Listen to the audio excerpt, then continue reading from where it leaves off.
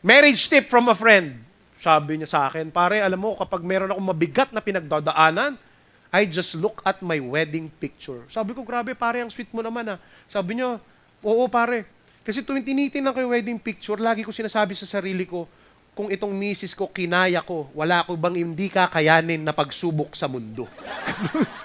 Hindi mo alam kung saan kukunin ang pambayad ng bills mo? Gusto kong tanongin sa inyo, hindi ka pa ba nasanay? Di ba last year ganun din naman? Last month ganun din naman?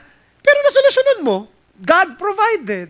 Valentine's Day, heartbroken. Pero ka nang PhD sa ghosting eh. Ghosting and being ghosted. May PhD ka na sa pag-move on. Di ba nalampasan mo na noon? Ang kaibahan lang ngayon, papangit na ng papangit yung nangiiwan sa'yo.